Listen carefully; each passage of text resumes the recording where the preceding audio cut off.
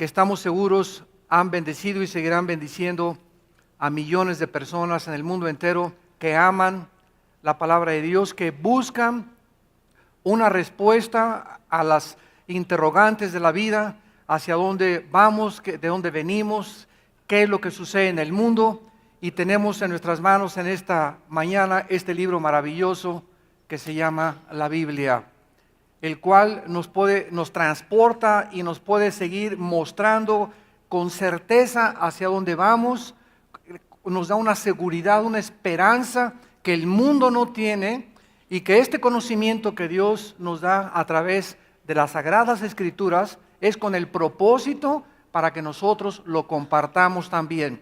Si tú eres cristiano o cristiana y en tu casa estás apagado, a nadie le has hablado, nunca hablas de Cristo, nunca hablas de la esperanza que tenemos, de lo que hizo el Hijo de Dios en esa cruz, eres un cristiano muerto, seco, y hasta podría dudarse de tu verdadero cristianismo, porque la Biblia dice, recibirán poder.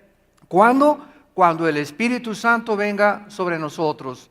Y cuando una persona se convierte a Cristo, el Espíritu Santo entra para poder energetizarnos con una fuerza, con un poder que no es humano, que no es natural, que no se puede obtener a través de ningún ejercicio físico, metafísico, místico, etcétera, etcétera. Es un poder que viene directamente de Dios por su Espíritu Santo.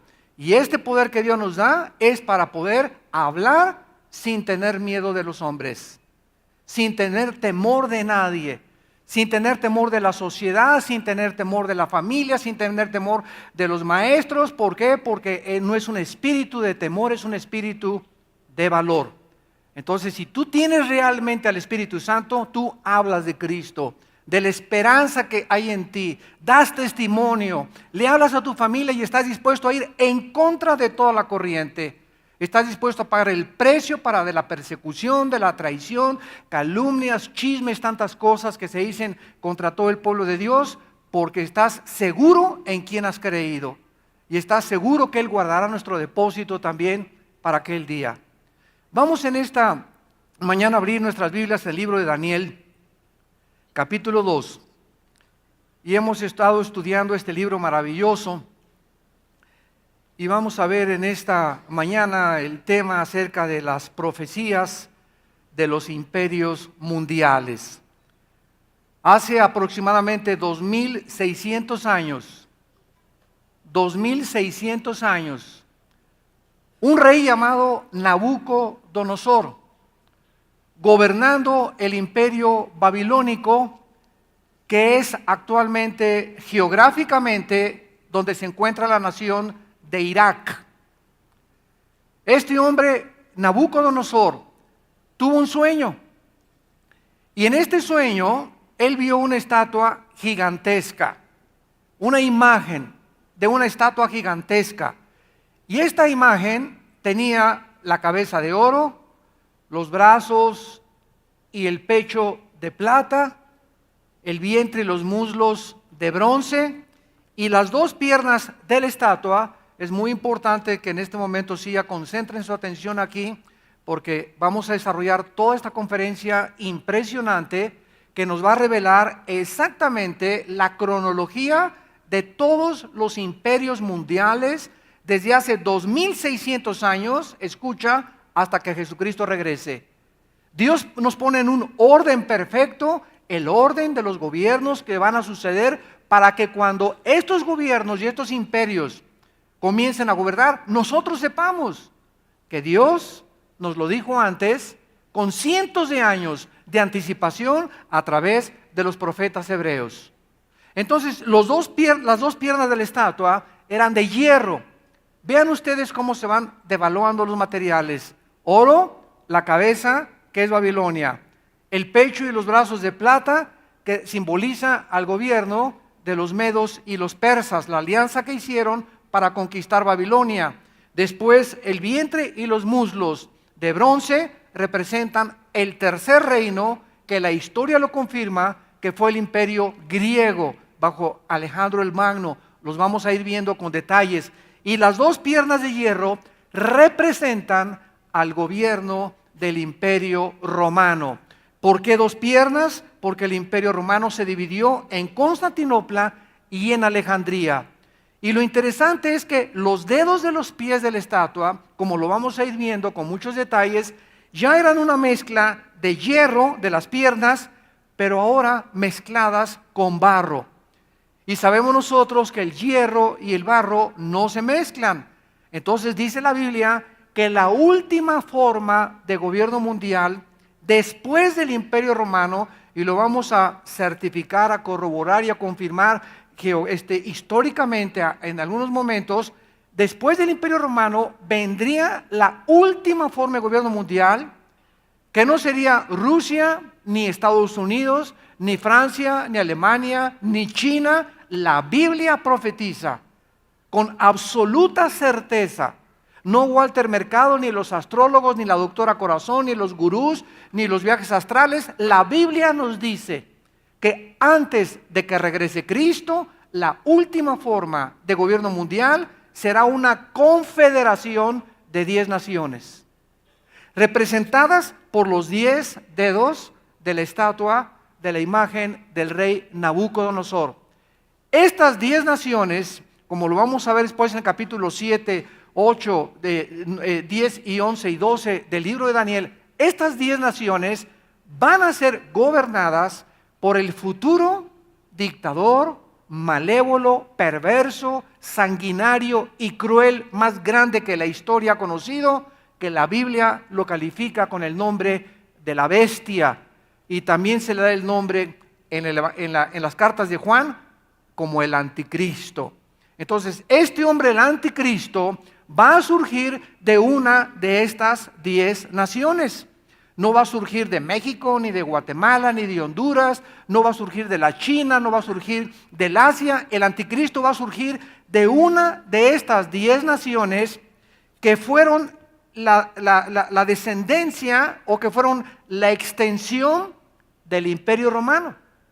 Entonces, de acuerdo a la Biblia, las naciones que formaron el antiguo Imperio Romano, que fueron casi toda Europa, el norte de África y algunas del Medio Oriente, de toda esta conformación geográfica y de naciones, van a juntarse 10. Ahora sí que van a ser el G10, ya no el G8 ni el G5, van a ser el G10. 10 naciones van a surgir y se van a formar como una confederación, y de una de estas 10 naciones surgirá el futuro dictador mundial, a quien el Señor Jesucristo en su segunda venida va a destruir.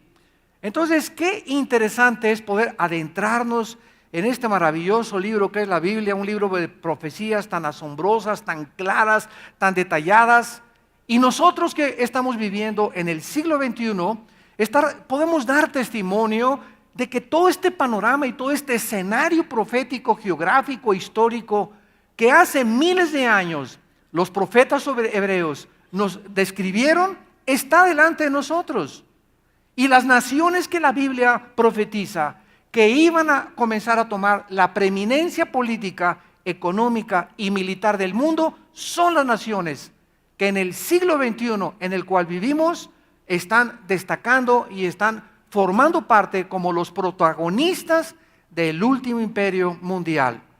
Ahorita podemos tener rápidamente una visión, ¿verdad?, del mundo y darnos cuenta de lo siguiente. El último imperio romano, ¿cuándo terminó?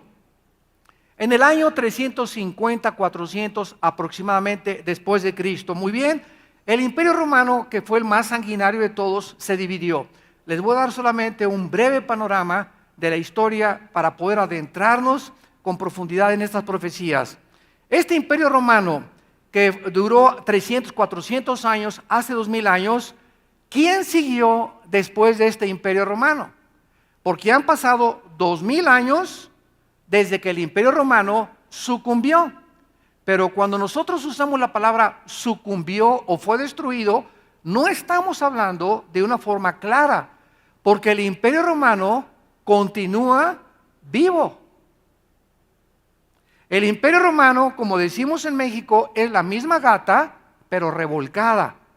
lo que fue el poder militar y político y económico durante casi 400, 500 años, que fue el Imperio Romano simplemente se convirtió, o sea, dio la misma voltereta con el mismo poder, pero ahora religioso.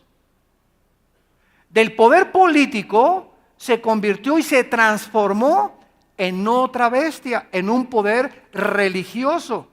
Y este poder religioso gobernó al mundo durante los últimos 20 siglos. Porque cuando el Vaticano se forma a través del papado, comienzan los papas a gobernar Europa, a los reyes, el comercio, y se convierte en el estado más rico de Europa en 18 siglos. Entonces nos damos cuenta de todo este fenómeno maravilloso que la Biblia nos describe y podemos entender que simplemente el poder religioso que existe ahorita es una extensión de un poder político. Y este poder religioso es el único en la historia que tiene una silla como observador en el Consejo de Seguridad de las Naciones Unidas. Ninguna otra religión tiene el poder político, estamos hablando no religioso, político como lo tiene Roma. Y estamos hablando de una forma muy clara, sin temor de nada, porque no podemos nada contra la verdad, sino por la verdad.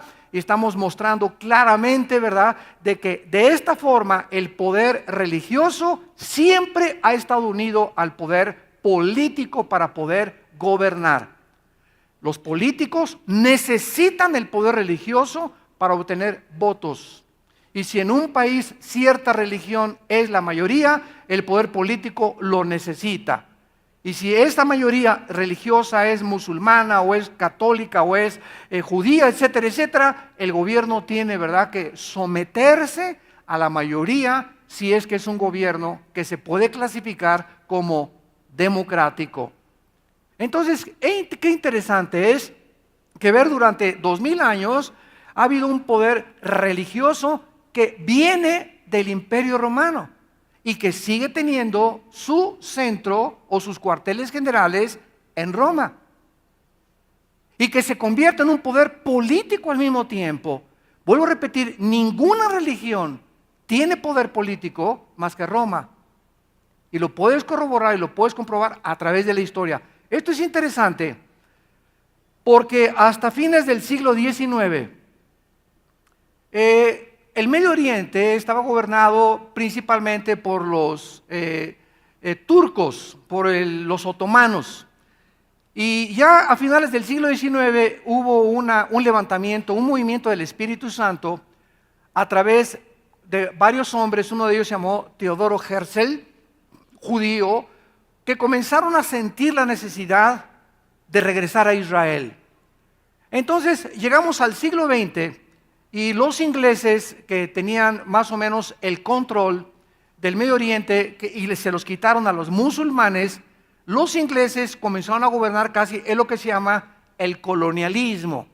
El colonialismo es cuando naciones como Inglaterra, Estados Unidos, potencias, Francia, principalmente en el norte de África, han llegado a lugares como la India, como el Medio Oriente, y han tratado de colonizar, ahí viene la palabra colonialismo, y tratar de hacer una extensión de su gobierno en esos lugares. Esto casi nunca ha resultado porque las personas de esos lugares se levantan en rebelión y de ahí vienen las famosas independencias.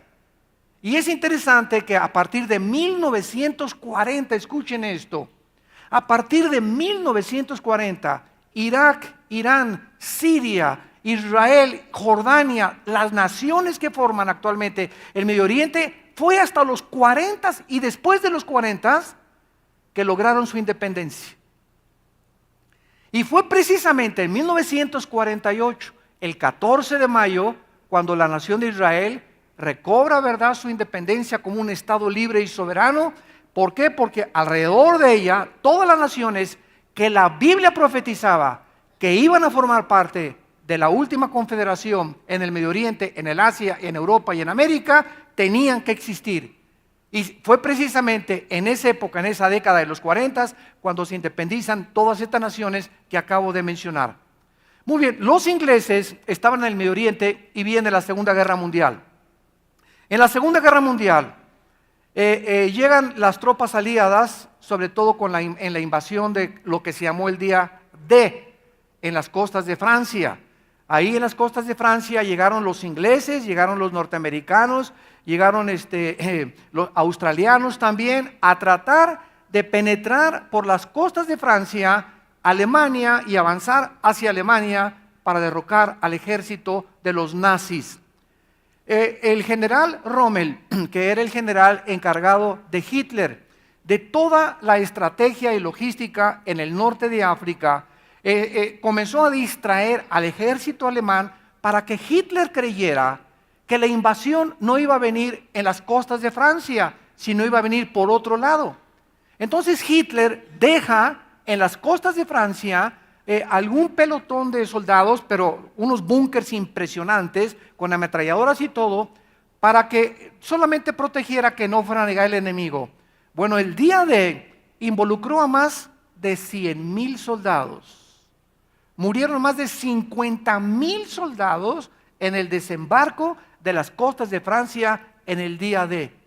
Y los alemanes se defendieron a capa y espada, y finalmente los americanos, ingleses, pudieron entrar, desembarcar, acabaron con ese frente de los nazis y avanzaron hacia Berlín. Y en 1945, cuando llegó el general Dwight Eisenhower, le decían Ike a Berlín. Entonces Hitler se da cuenta que era una fantasía, el sueño que tuvo de formar una super raza, y los alemanes eran los que iban a gobernar el mundo, y los negros, los amarillos, los lisiados, las personas con defectos, los homosexuales tenían que ser asesinados, tenían que ser exterminados. El sueño de una super raza comienza años atrás, 50 años atrás, con un hombre llamado Carlos Darwin.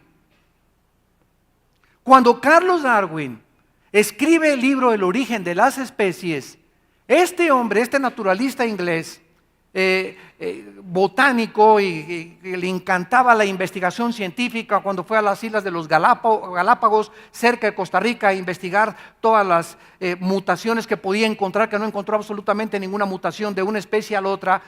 Carlos Darwin establece que el hombre es un animal, que nosotros no tenemos más que para sobrevivir la sobrevivencia del más apto, que descendemos de un simple protozoario todos, y que el pájaro evolucionó, el pez evolucionó y se convirtió en águila, el águila en halcón, el halcón en jirafa, el chango en ser humano. Entonces esta filosofía comenzaba a degradar. Vean ustedes el ataque de los poderes de las tinieblas que nos rodean contra este libro de Dios. El ataque era completamente directo a la creación bíblica, a la enunciación que Dios nos hace en su santa palabra. Somos creados a la imagen y semejanza de Dios.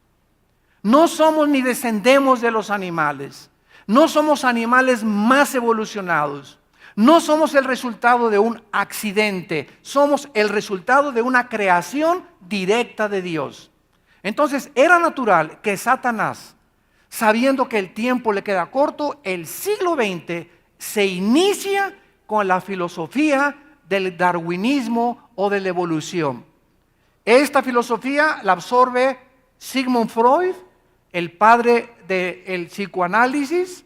Esta filosofía la absorbe otro hombre llamado Friedrich Nietzsche, filósofo alemán ateo, convencido de que Dios está muerto y de que no somos más que animales.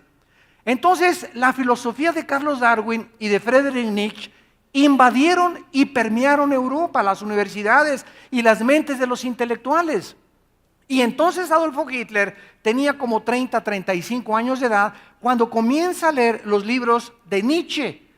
Así hablaba Zaratustra, el anticristo. Comienza a estudiar el libro de Carlos Darwin, y Hitler se convence de que Él es el hombre escogido por los dioses para crear un superhombre, de lo cual hablaba el ateo Friedrich Nietzsche. Nietzsche dijo esto de la Biblia y de Cristo. Cristo fue un perdedor, porque si Cristo hubiera sido inteligente, nunca se hubiera rodeado de 12, y voy a usar la palabra, estúpidos pescadores, ignorantes, que no conocían nada, iletrados y desletrados, como decía Cantinflas.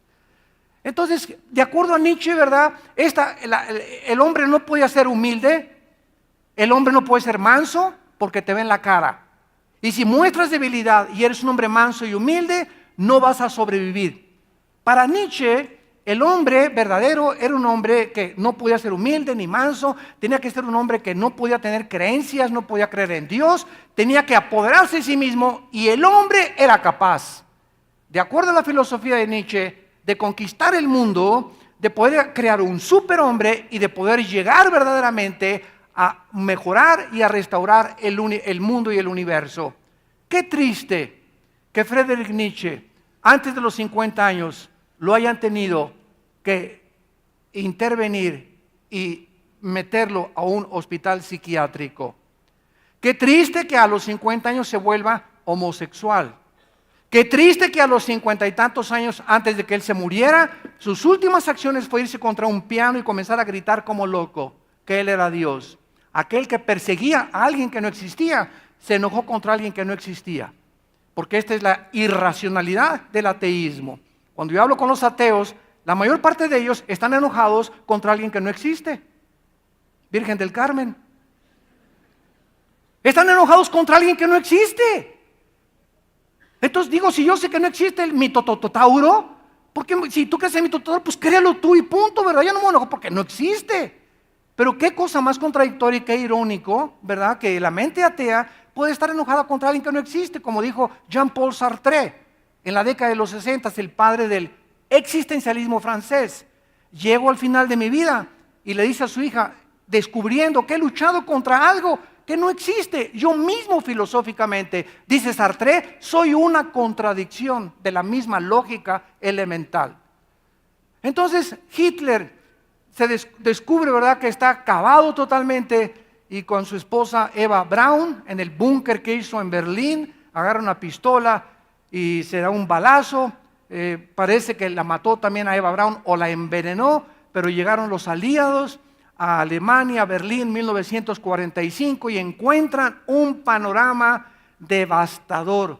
Encuentran una carnicería humana, que este monstruo llamado Adolfo Hitler había matado a más de 6 millones de judíos.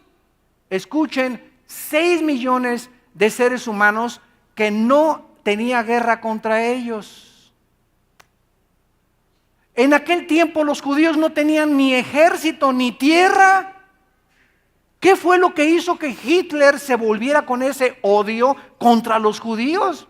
Oye, espérame tantito, yo hubiera llegado con él si hubiera sido uno de sus generales.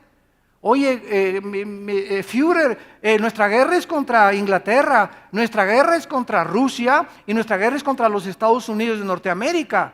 Tenemos aliados a Japón y tenemos aliados a Italia, pero los judíos, ¿por qué comienzas a desviarte de las naciones que nos están tratando de extirpar el nazismo y de impedir la expansión del nazismo? ¿Por qué te concentras en los simples judíos? ¿Qué te han hecho? Ni siquiera están vestidos, ni pistolas traen, ni resorteras. 6 millones de judíos. Ningún psicólogo, ningún sociólogo, ningún antropólogo puede hasta el siglo XXI poder entender y ni afirmar por qué Hitler odiaba a los judíos. ¿Por qué ese odio jarocho, como decimos en México, contra un grupo étnico en Europa que ni siquiera le hacían ni le presentaban ninguna amenaza?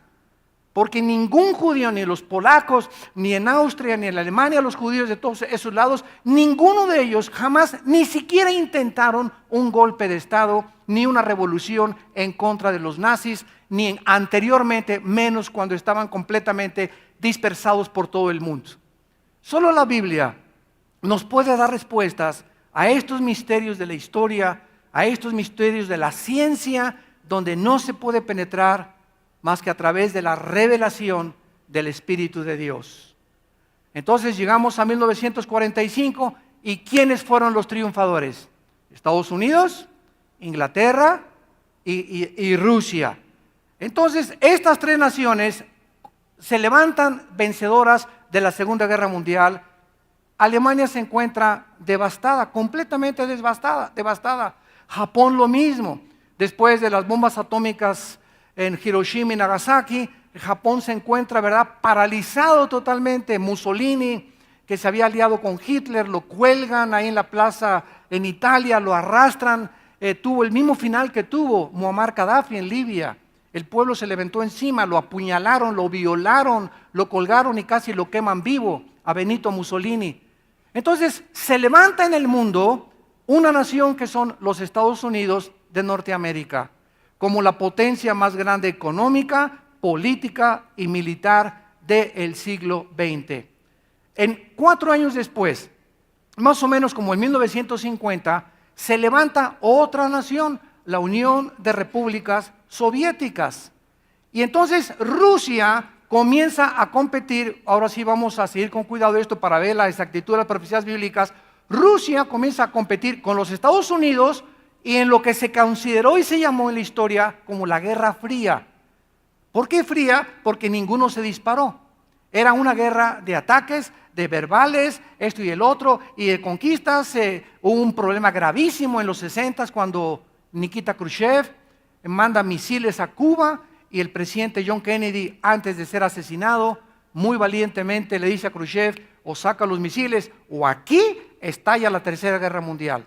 Gracias a Dios que de acuerdo al plan de Dios no iba a ser la Tercera Guerra Mundial todavía. Khrushchev saca los misiles y se retira otra vez a Rusia. Fue la única vez durante este tiempo de la Guerra Fría que hubo un peligro de una Tercera Guerra Mundial, en los tiempos de Kennedy y de Khrushchev. Entonces Rusia comienza a competir con Estados Unidos, pero no puede competir con Estados Unidos simplemente porque Rusia adopta el sistema comunista, donde el sistema comunista tiene solamente el sistema de lucha de clases que heredaron de Carlos Marx, que fue el fundador de la dialéctica materialista y del marxismo hegeliano que comenzó a gobernar Rusia.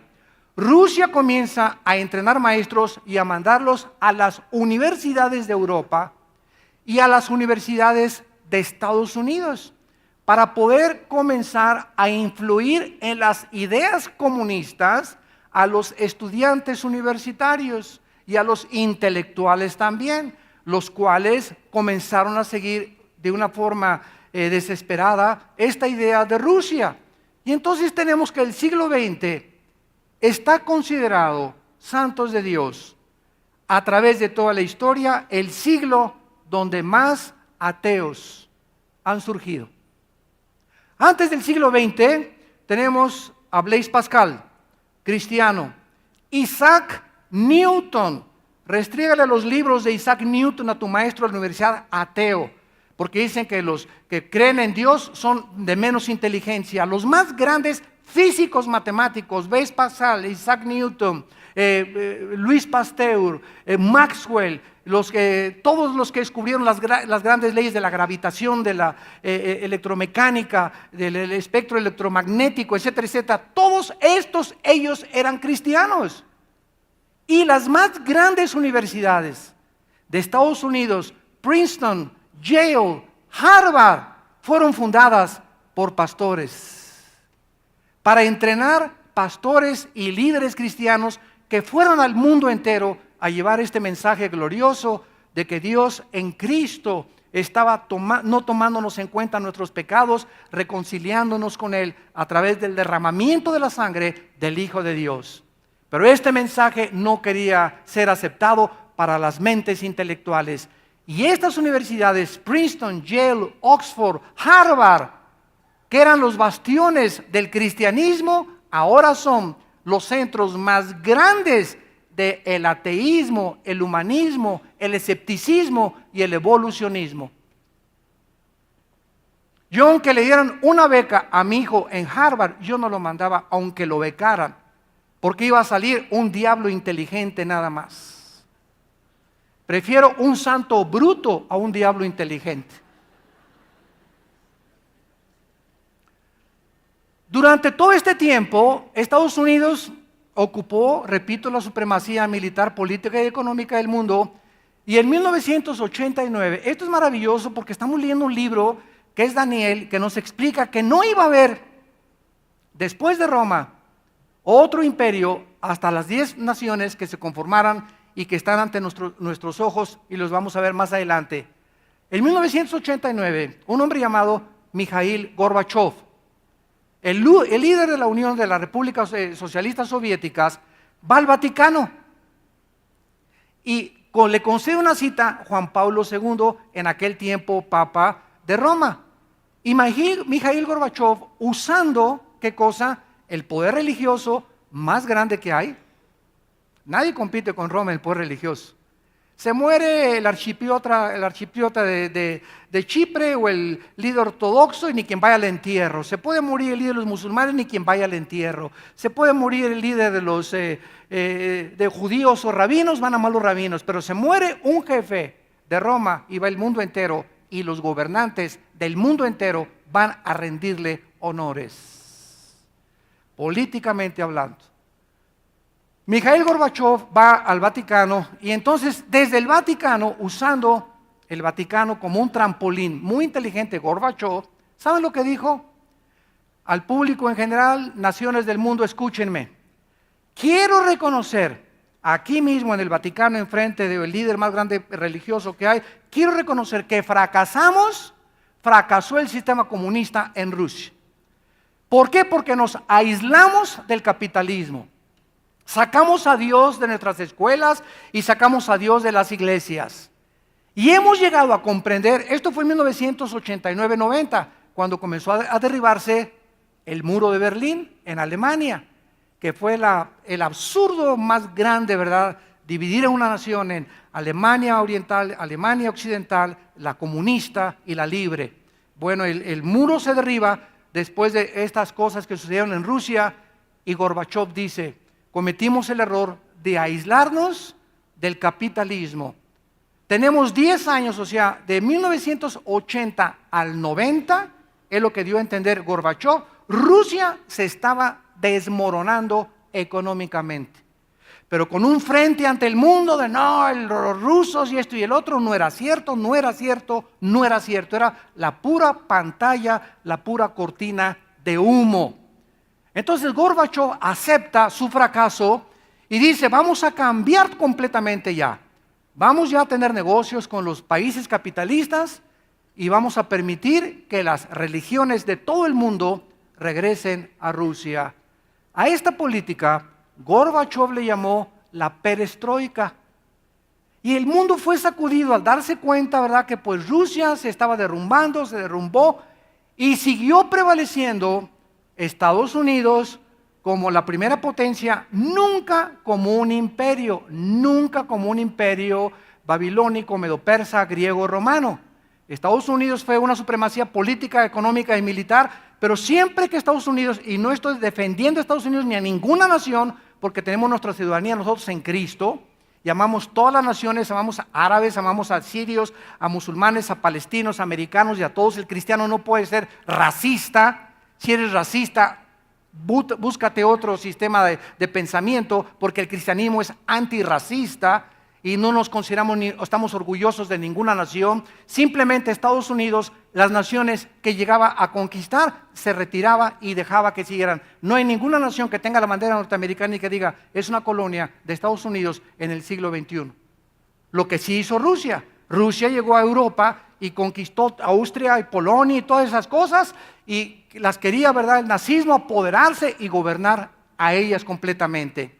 Pero pasa algo tremendo. Llegamos al año 2000, al siglo XXI, y en el siglo XXI Estados Unidos, vean la rapidez con la que nos estamos acercando a la culminación de la historia. Al llegar al siglo XXI, Estados Unidos comienza a tener problemas gravísimos económicos y morales. En el año 2002, Estados Unidos tenía una deuda de 10 trillones de dólares, una deuda externa. Para que alguien tenga la menor idea de cuánto es $1 trillón, te voy a decir que simplemente haz un experimento. Comienza a contar $1 durante 250 años cada minuto y no vas a llegar al $1 trillón. Entonces, Estados Unidos comienza a darse cuenta que ha prestado demasiado dinero, ha pedido prestado demasiado dinero, tiene una balanza administrativa completamente descompensada, y Estados Unidos comienza a darse cuenta que no puede seguir así. Y llegamos al 2007, 2008, y viene la caída de la bolsa de valores de Wall Street, donde por primera vez caen 777 puntos la bolsa de Wall Street en Nueva York. Más del 50%, escuchen, de los billonarios, no millonarios, billonarios se suicidaron. Si estoy hablando de hace 5, 6, 7 años máximo. Tú me puedes decir, oye, pero como una persona que es billonaria, que tiene más de $1,000 millones, 3,000 o 4,000 o los que sean, ¿cómo puede? Oye, espérame tantito, es que ningún billonario ni ningún millonario tiene el dinero debajo del colchón. Todo lo tienen invertido en acciones, en compañías, en empresas. Y lo que maneja casi toda la economía del mundo son las bolsas como la de Nueva York, que es la más grande del mundo, que se encuentra en el mero centro de Nueva York. Y cuando cae la bolsa de valores, de repente, oye, mis $1,000 millones, compadre, no tienes absolutamente una plata aquí que guardar. Esto sucedió en la Segunda Guerra Mundial, cuando los marcos alemanes se devaluaron. Mira, en la Segunda Guerra Mundial, si tú tenías 1 millón de marcos alemanes, vean la devaluación, 1 millón de marcos cabían en una carretilla. Y en esa carretilla, con 1 millón de marcos, no te alcanzaba para comprar un bolillo. Esa fue la devaluación que tuvo el marco alemán en los tiempos de la Gran Depresión. En los 1930, años antes de la Segunda Guerra Mundial, después de la Primera Guerra Mundial. De repente se acabó. Hace poco nosotros en México, en el siglo XX, yo me acuerdo muy bien, con un expresidente que ya murió. Y yo iba al banco, vivía yo aquí en el norte, vivíamos allá por Valle Dorado, y tenía mi dinero, algunos dólares ahí ahorradillos, algunos poquitillos dólares ahí guardados. Y llego al banco a pedir mis dólares, y era una cola como de 300 personas, me acuerdo, ahí en Satélite, esperando que nos dieran nuestros dólares, y nos dijo el banco, no les vamos a dar nada, ya no hay dólares. Y anteriormente el presidente había dicho, voy a pelear como un perro por el peso. ¿Y cuál pelearon, verdad? Una evaluación impresionante. ¿Y mis dólares? Pues ni modo. Y estaba a 12.50, pues te lo vamos a pagar a 6 o 7 pesos. ¿Te gustó? Bien, y si no, pues ni modo. Y así es como trabajan. En Estados Unidos hay una ley, escúchenme. Si tú tienes en Estados Unidos $1 millón en un banco, hay una cláusula, y ya acuérdense de esto, todos los contratos te ponen así las cosas bonitas y siempre tienen cláusulas que ni con lupa las ves. Así que hay que usar lupa o microscopio cuando firmamos un contrato. Y los contratos de los bancos son así, pero minúsculas las letras, y dice que si el banco fulano de tal, por ejemplo el Wells Fargo, quiebra y tú tienes $1 millón, el banco solamente te da una cuarta parte, $250,000. Y perdiste de la noche a la mañana $750,000, y hazle como quieras. Y vienes a alegar, ahí está la cláusula en el contrato. No la vi, use lentes. Vivimos en un mundo de trampas. Vivimos en un mundo engañoso.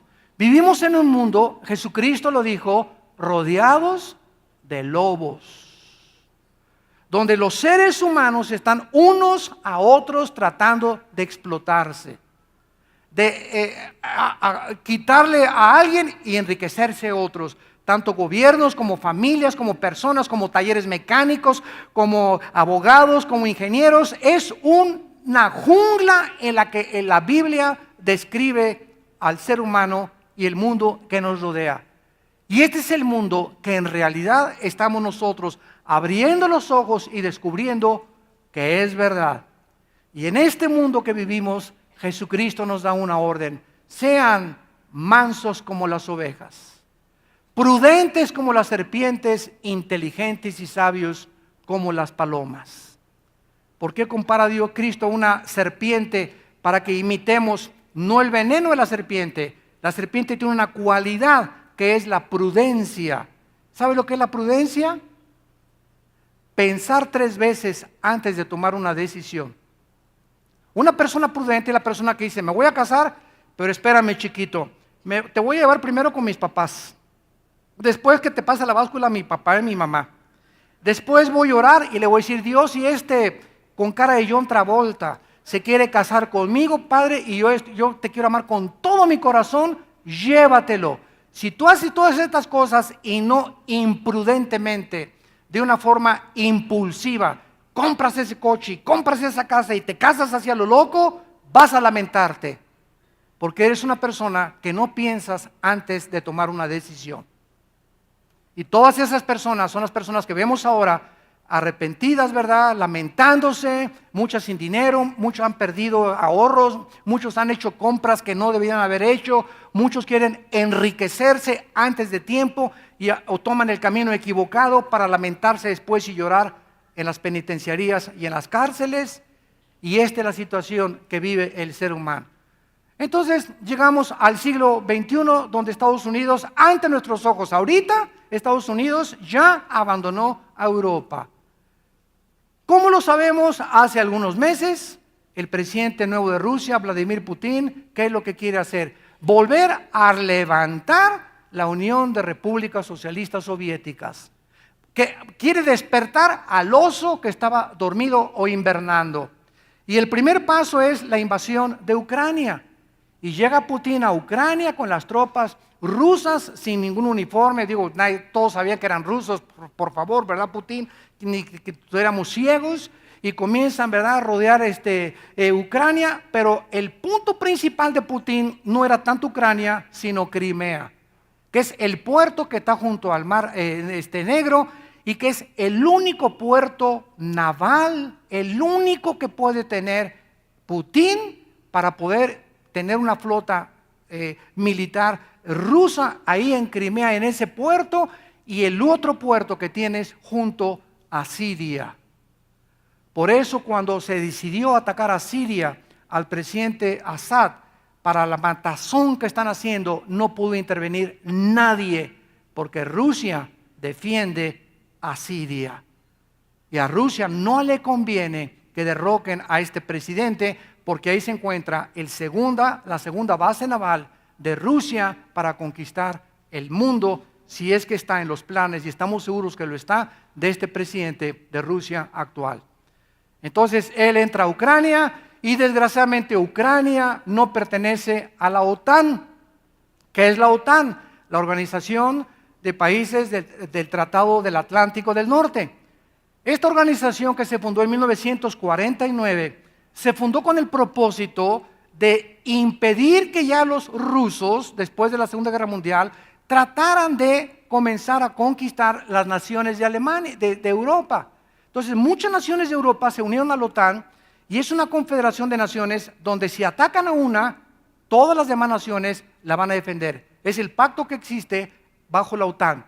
Ucrania no está bajo la OTAN y Putin lo sabía. Entonces no pudo intervenir la OTAN. Libia estaba bajo la OTAN y atacaron a Gaddafi y sacaron a Gaddafi. Porque si Libia no hubiera estado con la OTAN, Gaddafi hubiera seguido de dictador. Entonces ahora Ucrania no tiene con qué defenderse, Estados Unidos no entra y Estados Unidos le dijo a la única nación en Europa, ahora que es poderosa económica y militarmente, y se llama Alemania. Alemania vuelve a levantarse de las cenizas. Y Merkel, la presidenta de Alemania, le dice a Obama: por favor, ayúdanos, vamos a tratar de hacer algo para con Putin, éntrenle ustedes, yo desde por acá atrás.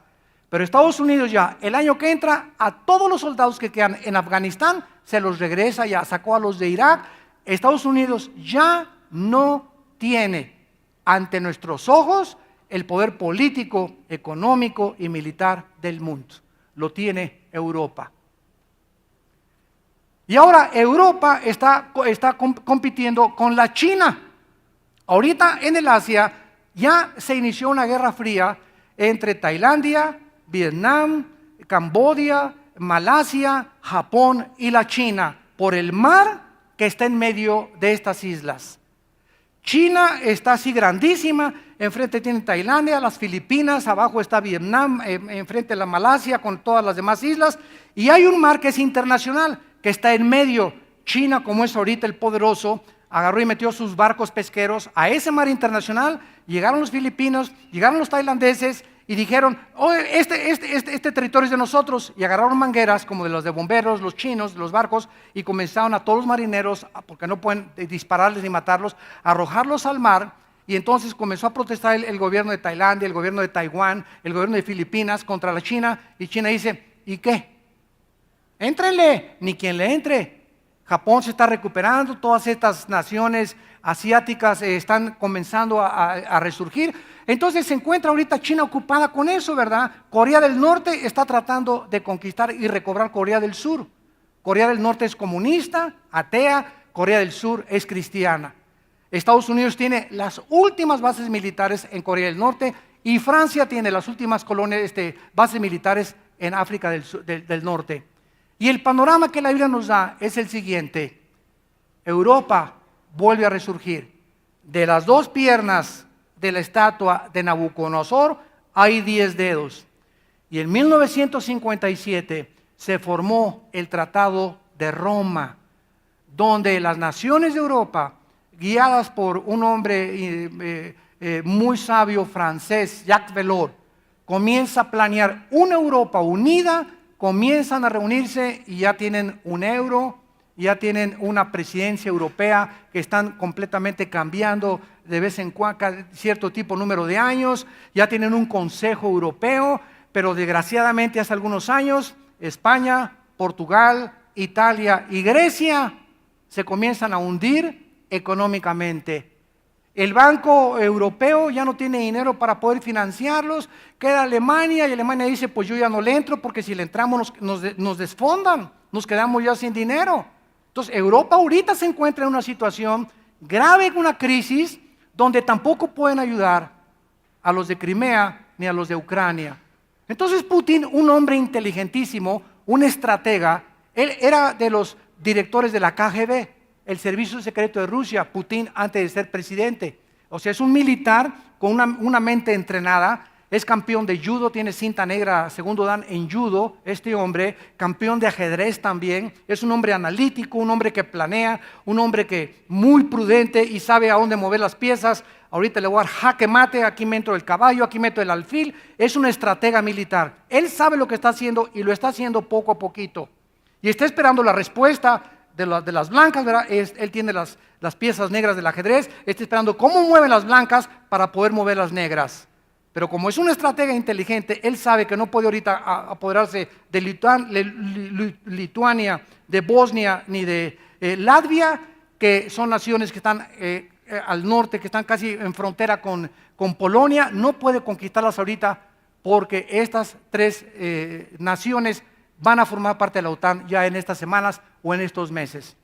Entonces estamos viendo que el panorama de Ezequiel 38, del 1 al 4, está ante nuestros ojos. En Ezequiel 38 en la Biblia se profetiza una invasión rusa con naciones musulmanas a Israel. Y ante nuestros ojos la Biblia nos muestra que de estos dedos de los pies de la estatua de Nabucodonosor aparecen en Apocalipsis 17 y 19 como los 10 cuernos de la bestia. Los cuernos en la Biblia representan poderes, emperadores o gobernantes o naciones. A Cristo el cuerno de la salvación se le llama en Lucas el cuerno de la salvación porque es el poder del búfalo. El cuerno implica en la Biblia el poder de empujar. Cuando hablamos de cuernos, la Biblia está hablando de poderes que quieren empujar a los demás y a los más débiles. Entonces, qué maravilloso es que podamos encontrar en el libro de Daniel toda esta descripción. Vean ustedes el versículo 37, cuando Daniel le interpreta finalmente el sueño a Nabucodonosor. Tú, oh rey, Daniel 2, 37. Eres Rey de Reyes. El Dios del cielo te ha dado reino, poder, fuerza y majestad.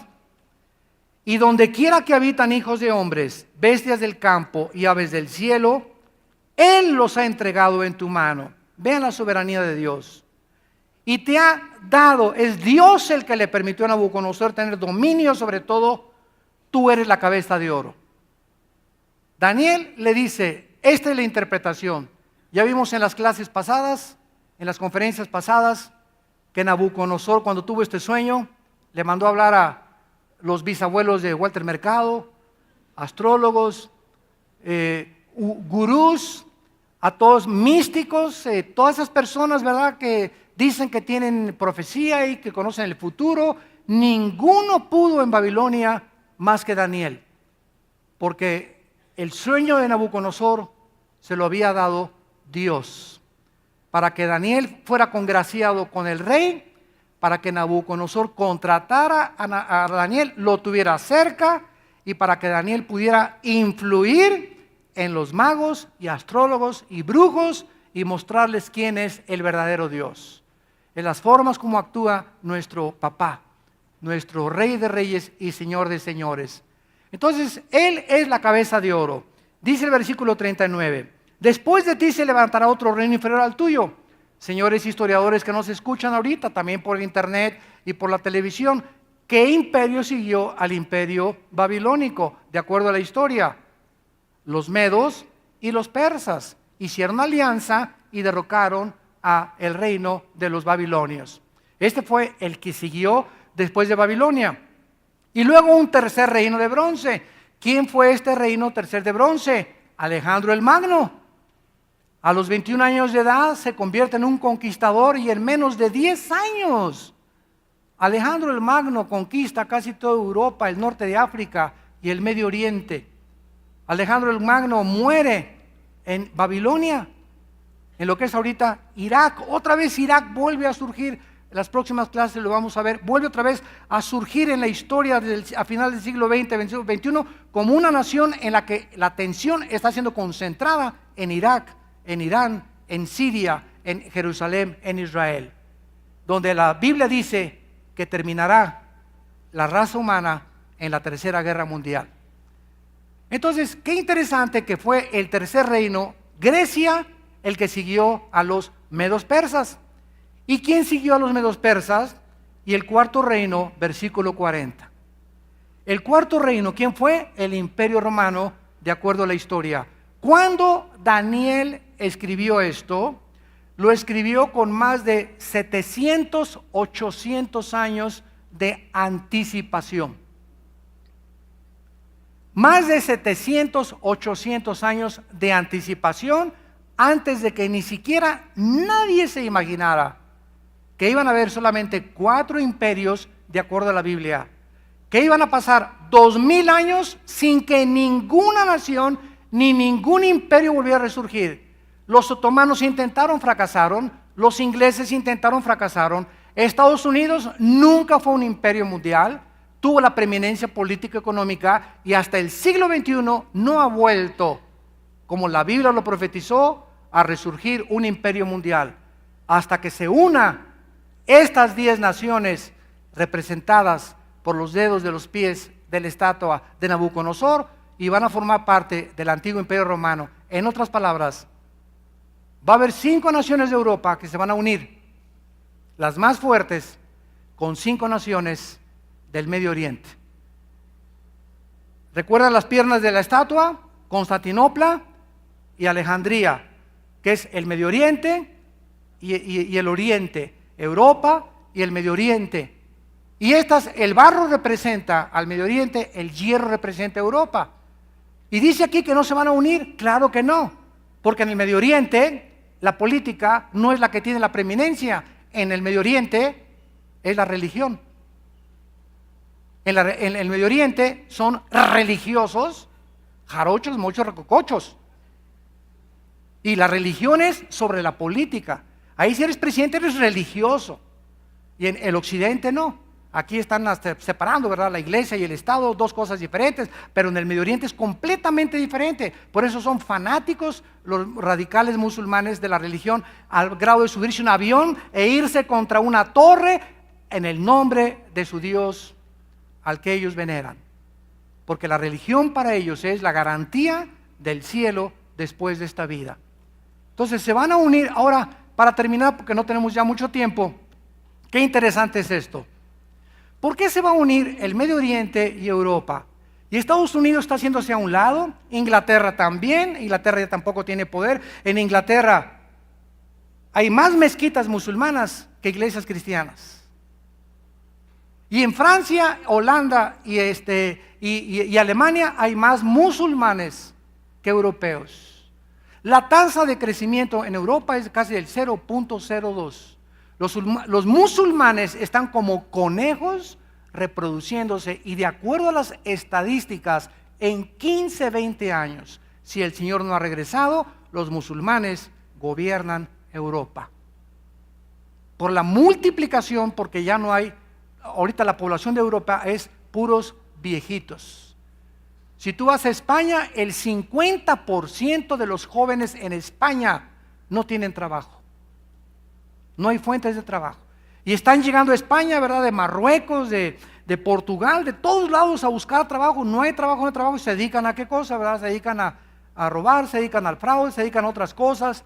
Pero Europa es un país, ¿verdad?, donde tiene que surgir un hombre como Hitler, pero con 100 poderes más grandes que los de Hitler, y en un caos ahorita económico en Europa. Ya el petróleo del Medio Oriente no tiene garantía con Estados Unidos. Ahorita se compra en dólares. Si tú vas a Francia y eres presidente de Francia y quieres comprar petróleo a la organización de exportadores de petróleo, ¿verdad?, que lo forman los países de Saudi Arabia, de Irán y de Irak, etcétera, etcétera, tienes que pagarles no en francos.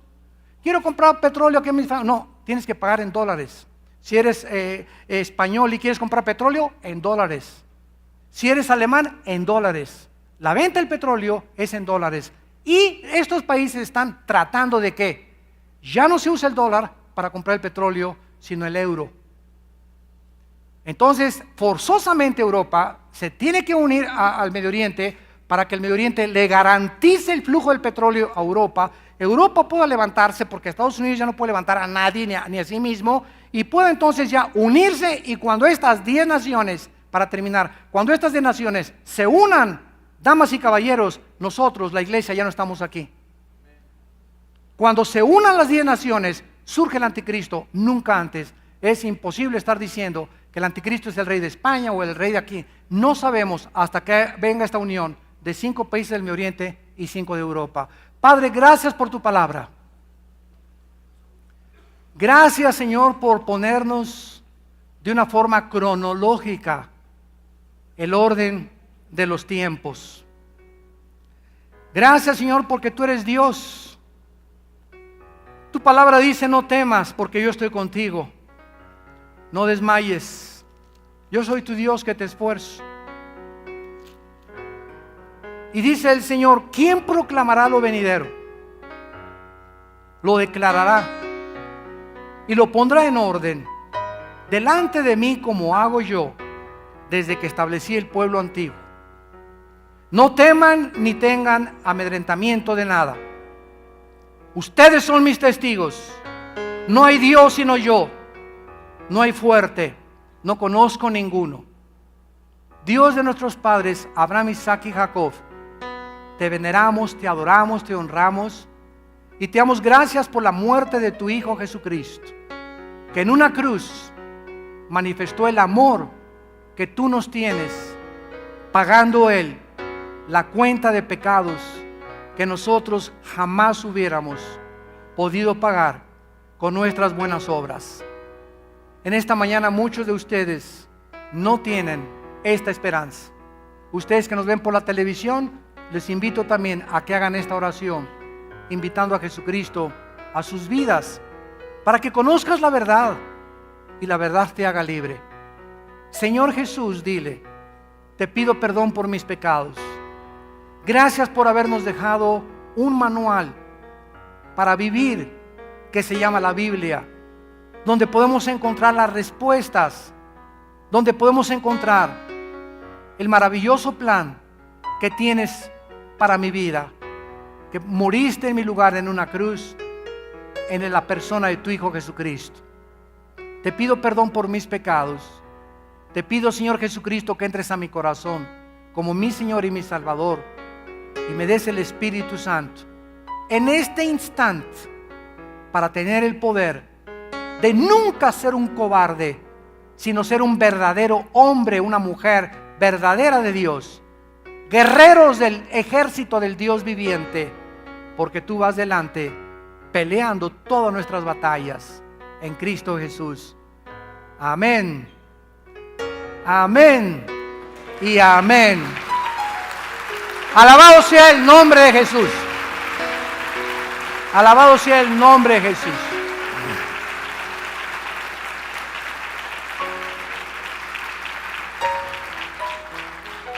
¿Qué mensaje tenemos para compartir a un mundo desesperado, neurótico, estresado, lleno de odio, porque no conocen el camino? Y tú y yo somos la luz. Somos los únicos que podemos alumbrar en la familia, con tus primos, con tus amigos, en tu oficina, en tu escuela. Somos los únicos. Jesús dijo: ustedes son la luz del mundo. Si tú no estás alumbrando, estás en medio de las tinieblas. Y tienes que ser valiente y esforzarte y entender. El trabajo es secundario, la escuela es secundaria, todo es secundario. Fuimos creados para conocer a Dios. Todo lo demás Él nos va a ayudar a salir adelante. Nos va a ayudar a tener vacaciones, a pagarnos la colegiatura, la renta, si le seguimos y le ponemos a Él por primer lugar. Yo honro a los que me honran, dice el Señor, y los que me deshonran serán avergonzados. Y nadie que ha seguido a Cristo ha sido avergonzado en el mal tiempo, porque mirad cuán grande es la bondad de Dios que Él tiene para los que le temen y guardan sus mandamientos. Nos ponemos de pie para recibir la bendición pastoral.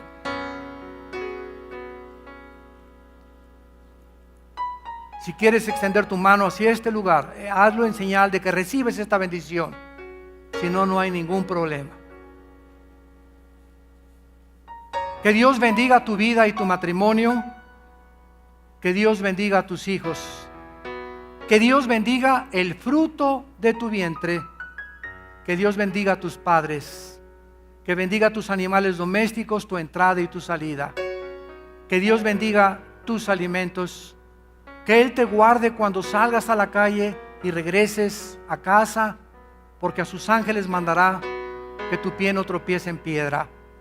Que Él te llene de todo su conocimiento, con toda sabiduría e inteligencia espiritual, para que siempre apruebes lo mejor, llevando fruto en toda buena obra, creciendo en su gracia y en su conocimiento, fortalecido interiormente con su espíritu, con toda paciencia, para poder esperar la bienaventurada venida y manifestación gloriosa de nuestro Señor, que cada día te decimos: ven, Señor Jesús.